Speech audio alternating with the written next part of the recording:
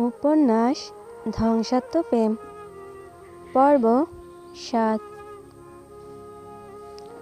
রাতটা অস্বাভাবিকভাবে নিস্তব্ধ ছিল। চৌধুরী প্যালেসের চারপাশে ছড়িয়ে থাকা বিশাল গাছগুলো যেন নিঃশব্দে দাঁড়িয়ে ছিল। বাতাস পর্যন্ত শব্দ করতে ভুলে গিয়েছে। কিন্তু এই নীরবতার ভেতরে জমেছিল অদ্ভুত এক অশান্তি, যেন কিছু একটা খুব শীঘ্রই ভেঙে পড়বে। আরমানের ঘরটা নিস্তব্ধ, এতটাই নিস্তব্ধ যে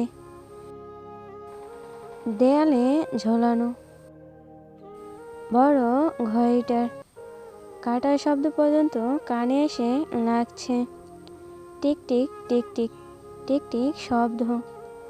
আরমান বিছানার মাঝখানে বসে আছে, চোখ দুটো খোলা, যেন সে কিছু দেখছে।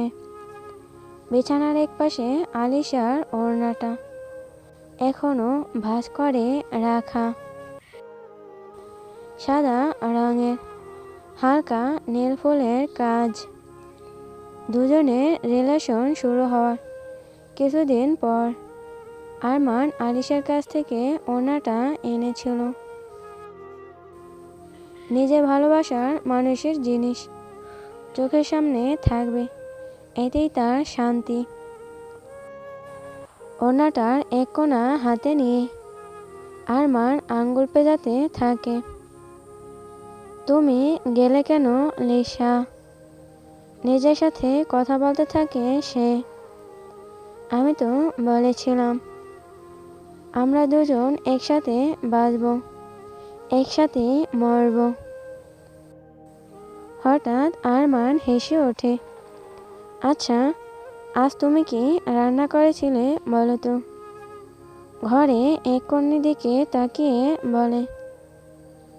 তুমি তো বলেছিলে আজ আমার পছন্দের পোলাও করবে। লিসা, শুনছো?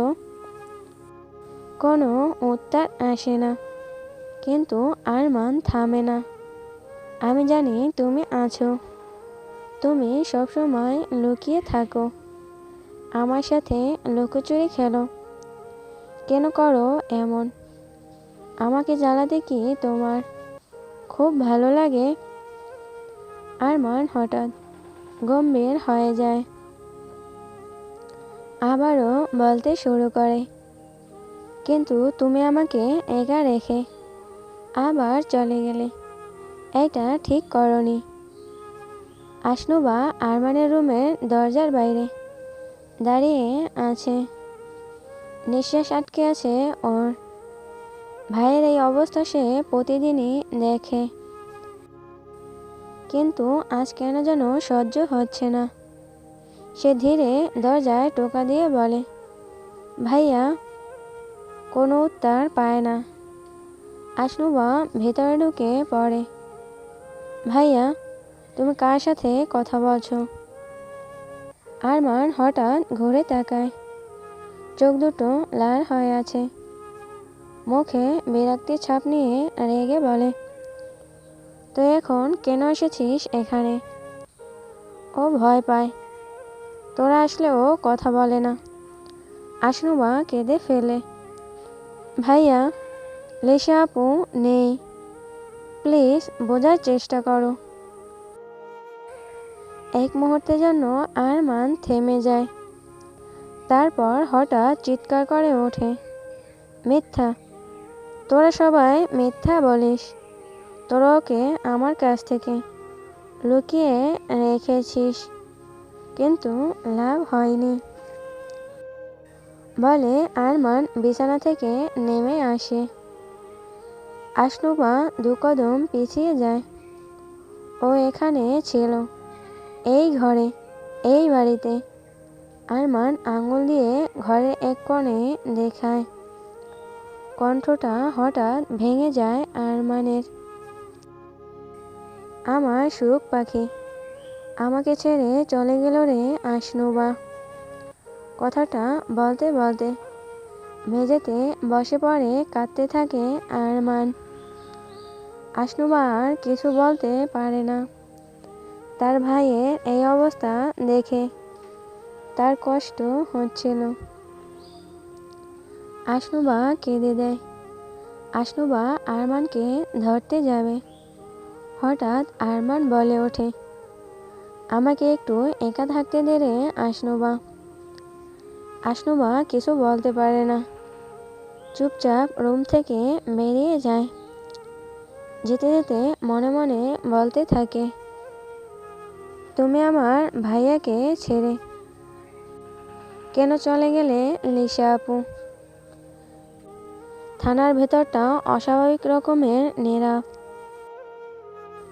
এই নীরবতাটা কোলাহলের চেয়েও ভয়ঙ্কর। সাব ইন্সপেক্টর তাজউদ্দিন আহমেদ টেবিলের উপর ছড়িয়ে থাকা ফাইলগুলোর দিকে তাকিয়ে আছেন। একটার পর একটা কেস, সব আলাদা, অথচ কোথাও যেন অদ্ভুত মিল। কাঁধে ভর করে বসে থাকা ক্লায়েন্টটাকে সরিয়ে রেখে তিনি নোভা, মাহিমা দুটো নাম একসাথে উচ্চারণ করে মনে মনে। দুটো মেয়ের জীবন, একজনকে কি নির্মমভাবে খুন করা হয়েছে, কিন্তু কোনো প্রমাণ পাচ্ছে না। তাজউদ্দিন দুহাতের মাথার চুলগুলো টেনে ধরে। প্রচণ্ড ক্লান্ত লাগছে তার। হঠাৎ কেউ ডাক দেয়, স্যার। কনস্টেবল হাসান সালাম দেয়। আসসালামু আলাইকুম স্যার। পোস্টমর্টমের রিপোর্ট চলে এসেছে। তাজউদ্দিন ধীরে মাথা তোলে। চোখে মুখে ঘুম নেই, কিন্তু ক্লান্তির চেয়েও বেশি আছে সতর্কতা। রিপোর্টে কি এসেছে? ডেট টাইমে নদীর ধারে লাশটা, প্রায় 24 ঘন্টার মতো কাটা মাথার মেয়েটা খুন হয়েছে। তবে খুনের ধরন আলাদা। কিন্তু হাসান একটু থেমে যায়। তাজউদ্দিন বলে ওঠে, কিন্তু কি? হাসান বলে, পোস্টমর্টমের রিপোর্ট অনুযায়ী নদীর ধারে লাশে ভিকটিমটাকে মাথায় জোরে আঘাত করা হয়েছে। জোরে মাথায় বাড়ি লাগার কারণে মস্তিষ্কে রক্তনালী ছিঁড়ে গিয়েছিল। হার্ট অ্যাটাক হয় আর শ্বাস নিতে না পারায় মৃত্যু হয়েছে। মারার পরও মুখ থেতলে দেওয়া হয়েছে যাতে কেউ না চিনতে পারে। এবং দ্বিতীয় ভিকটিমের মারার পর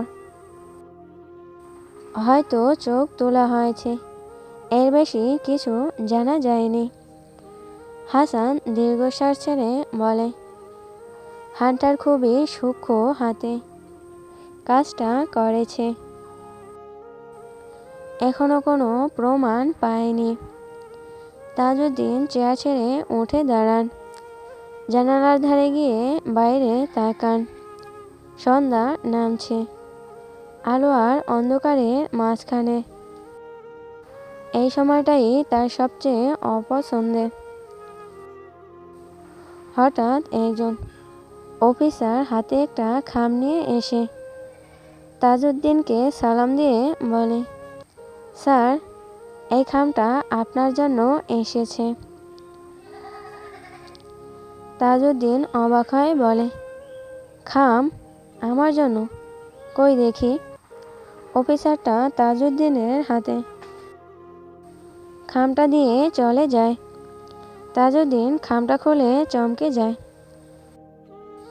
চেয়ারে বসে থাকা একটা মেয়ের হাত পা মুখ বাঁধা ছবি। ছবির পেছনে গুটি গুটি অক্ষরে লেখা, হান্টার। হাসান তাজউদ্দিনকে জিজ্ঞেস করে, কি হয়েছে স্যার? ছবিটা কার? তাজউদ্দিন বলে ওঠে, মাহিয়া। তাজউদ্দিন তাড়াতাড়ি করে চেয়ারে বসে পড়ে। তারপর খামটাকে পুরোপুরি ছিঁড়ে ফেলে। সেখানে একটা পেনড্রাইভ পায়। তাজউদ্দিন বলে ওঠে, হাসান, আমার ল্যাপটপটা দাও, কুইক। হাসান তাড়াতাড়ি করে ল্যাপটপটা এনে দেয়। তাজউদ্দিন পেন ড্রাইভটা ল্যাপটপে লাগিয়ে সেখানে একটা মাত্র ভিডিও। তাজউদ্দিন ভিডিওটা চালু করে। হঠাৎ স্ক্রিনে ভেসে ওঠে একটা কালো হুডি পরা লোক। সে চেইনসো দিয়ে একটা মেয়ে শরীরকে টুকরো টুকরো করছে। মেয়েটাকে ভালো বোঝা যাচ্ছে না। দৃশ্যটা দেখে তাজউদ্দিনের গা গুলিয়ে ওঠে। হাসানের গায়ের লোম দাঁড়িয়ে যায়। তারপর বলে ওঠে, ছি ছি, একটা লোক এতটা নির্মম হতে পারে স্যার? ওর কি মা বোন নেই? মানুষ তো নিজের শত্রুর সাথেও এমন করে না। তাজউদ্দিনের বলার ভাষা নেই। হঠাৎ স্ক্রিনটা কেমন করে ওঠে। তারপর হঠাৎ একটা সাদা মাস্ক পরা লোকটার চেহারা ভেসে ওঠে। লোকটা রোবটের মতো কণ্ঠে বলে ওঠে, I am hunter, this is my last proof for you now, charge me if you can. বলার পরপরই স্ক্রিনটা কালো হয়ে যায়। ডেমেট, নিজেকে কি ভাবছে ও? ধরতে পারবো না। হাসান অবাক হয়ে বলে, স্যার, এ তো পুরো সাইকো। নিজে থেকেই ভিডিও পাঠাচ্ছে, আবার খুন করে পুলিশ স্টেশনেও জানাচ্ছে। সেটা তো আমিও বুঝতে পারছি না হাসান। তবে যত তাড়াতাড়ি সম্ভব আমাদের এই হান্টারকে ধরতে হবে, না হলে কতজনের প্রাণ নেবে কে জানে। হাসান আবার বলে ওঠে, নোবার খুনে হান্টার নয় তো স্যার? জানি না, তবে আমাদের তাড়াতাড়ি বের করতে হবে। টেবিলে নোবার ফাইলটা নিয়ে বলে, নোবা মেয়েটা শেষ কবে কার সাথে কথা বলেছিল? স্যার, শেষবার ওর মায়ের সাথে কথা বলেছিল, আর চৌধুরী বাড়ি তাহমিনা চৌধুরীর সাথে। নোবা নাকি বলেছিল গুরুত্বপূর্ণ কিছু বলবে, আর সেই কথাটা আর বলা হয়নি। তাজউদ্দিন চাপা স্বরে বলেন, কারণ সে মারা গিয়েছে।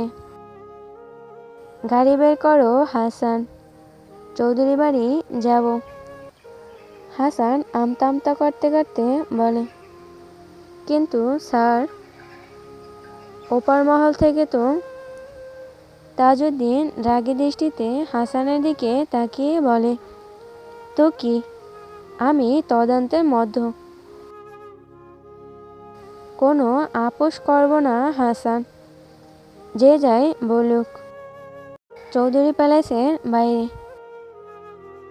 পুলিশের ভ্যান থামিয়ে রাখা। ভেতরে তাজউদ্দিন বাড়ির মানুষদের আর স্টাফদের আবার তদন্ত করছে। একটা মেয়েকে দেখে জিজ্ঞেস করে, আগের দিন তো আপনাকে দেখিনি, কে আপনি? মেয়েটা একটু ভীতু কণ্ঠে জবাব দেয়, আমি সুরভি, আরমান চৌধুরীর নতুন নার্স। আজ কি জয়েন করেছি। এর মধ্যেই হঠাৎ ফাহিম এসে তাজউদ্দিনের কলার চেপে ধরে। বলেছিলাম না এই বাড়িতে পা না রাখতে? চাকরির মায়া নেই নাকি? তাজউদ্দিন ফাহিমের হাত কলার থেকে ছাড়াতে ছাড়াতে বলে, চাকরির মায়াও আছে, আর দায়িত্বও আছে। তদন্তের খাতিরে যা যা করা দরকার সবই করব। আর ওই মেয়েটা শেষ আপনার বাড়ি থেকেই বের হয়েছিল। ফাহিম রেগে বলে, বের হয়েছিল তো কি হয়েছে? আমাদের বাড়িতে তো মরেনি। যেখানে মরেছে সেখানে তদন্ত করুন। আহনাফ ফাহিমকে হঠাৎ ধমক দিয়ে বলে, চুপ কর ফাহিম, ওনাকে ওনার কাজ করতে দে। অফিসার প্লিজ, ওর কথায় কিছু মনে করবেন না। মাথা গরম করে একটু, ছেলে মানুষই করে ফেলেছে, প্লিজ। তাজউদ্দিন একটু হেসে বলে, আপনার ভাইকে মাথা গরম করতে নিষেধ করুন মিস্টার আহনাফ। পুলিশের গায়ে হাত তোলার জন্য জেলেও যেতে পারে। এখন আসি। আবার দেখা আর তদন্তের খাতিরে আপনাদেরও পুলিশ স্টেশনে যেতে হবে বলে তাজউদ্দিন বেরিয়ে যায়। ফাহিম রাগে ফুঁসছে। আমার বাড়িতে এসেছে, আমাকে জেলে ঢুকানোর ভয় দেখাচ্ছে। ওকে তো দেখে নেব আমি। রাত অনেক গভীর হয়েছে। আরমানকে ইঞ্জেকশন দেওয়া হয়েছে। এখন সে গভীর ঘুমে আচ্ছন্ন হয়ে রয়েছে। হঠাৎ সুরভির ফোনে একটা মেসেজ আসে। মেসেজটা দেখি সুরভি রুম থেকে বেরিয়ে যায়। তারপর আশপাশটা ভালো করে দেখে বাড়ি থেকে বেরিয়ে যায়। চৌধুরী প্যালেস থেকে বেরিয়ে সামনে এগিয়ে যায়। তারপর একটা জায়গায় দাঁড়িয়ে পড়ে। একটা কালো পোশাক পরা লোক কিছু না বলে তার দিকে একটা কৌটা এগিয়ে দেয়। তারপর বলে, ভালো করে কাজটা করবে যাতে কেউ সন্দেহ না করে। সুরভি ভয়ে ভয়ে বলে, জি স্যার। লোকটা আর কিছু না বলে উল্টো দিকে চলে যায়। সুরভি চৌধুরী প্যালেসে চলে যায়। আশপাশটা আবার দেখছে কেউ আছে কি না। এখন কেউ বাইরে যেতে দেখলে হাজারটা প্রশ্ন করত, কেউ নেই। সুরভি একটা দীর্ঘশ্বাস ছাড়ে। তারপর ওপারে চলে যায়। করিডরে একদম শেষ প্রান্তে আদৌ অন্ধকারে কেউ দাঁড়িয়ে আছে। সুরভের বুকটা হঠাৎ কেঁপে ওঠে। কে কে ওখানে? ছায়াটা একটু নড়ে ওঠে। তারপর ধীরে ধীরে আলোয় আসে এক পুরুষের মুখ। পুরুষটা আর কেউ নয়, ফাহিম। সুরভি তাকে চিনতে ভুল হলো না। লোকটা কেমন অস্বস্তিকর। এত রাতে কোথায় গিয়েছিলেন? সুরভি কেঁপে ওঠে, আমতা আমতা করতে করতে বলে, কোথাও তো না। আসলে নতুন জায়গা, ঘুম আসছিল না, তাই একটু করিডরে হাঁটছিলাম আর কি। তাই নাকি? সুরভি এক পা পিছিয়ে যায়। একা একা বেশি হাঁটবেন না। সুন্দরী মেয়ে, কে কখন নজর দিয়ে দেয় বলা তো যায় না বলে ফাহিম পাশ কাটিয়ে চলে যায়। সুরভি হাঁপ ছেড়ে বাসে। তাড়াতাড়ি তাকে যে রুমটা দিয়েছে ওখানে চলে যায়। পরদিন সকালে জানালার ফাঁক দিয়ে সোনালি রোদ ঘরে ঢুকেছে। পাখিরা ডাকছে। সুরভি বাইরে আসে। ডাইনিং রুমে ঢুকতে তাহমিনা চৌধুরী টেবিলে খাবার সাজাচ্ছে। ডাইনিং টেবিলে সব কিছু পরিপাটি রাজকীয়। তাহমিনা সুরভিকে দেখে বলে, খাবার খেয়ে নাও। সুরভি আমতা আমতা করে না করতে চায়। তাহমিনা বলে ওঠে, ভয় পাবার কিছু নেই সুরভি। শুভ সকাল নার্স সাহেবা। ঘুম ভালো হয়েছে তো? সুরভি মনে মনে বলে, আর ঘুম? আসার পর থেকে এই বাড়িতে পদে পদে বিপদে পড়ছি। তারপর সুরভি মাথা নাড়িয়ে মিথ্যা হাসি নিয়ে বলে, জি। তাহমিনা বলে ওঠে, নাস্তা করতে বস। ফাহিম বলে ওঠে, কিন্তু মেজো আম্মু, আমার বাইরে একটু কাজ আছে, এখন যেতেই হবে। তাহমিনা বেগম বললেন, তোদের সব ভাইদের সবসময় কাজ থাকে, ঠিকমতো খাওয়া দাওয়া করিস না, আমাদের সামনে কাজ দেখাতে আসিস না, চুপচাপ খেয়ে নে। কিন্তু মেজো আম্মু। ফাহিমের কথাটা শেষ না হতে আরিফ চৌধুরী নিজের রুম থেকে বেরিয়ে আসেন এবং তিনি বললেন, ফাহিম, আর একটা কথা নয়, যাও খাবার খেয়ে নাও। বড় আব্বুর কোনো কথা ফেলে না বাড়ির কেউ। ফাহিম চুপচাপ খাবার খেতে বসে পড়ে। আরিফ চৌধুরী বসেন। ধীরে ধীরে বাড়ির সকলে খাবার টেবিলে এসে বসে পড়ে।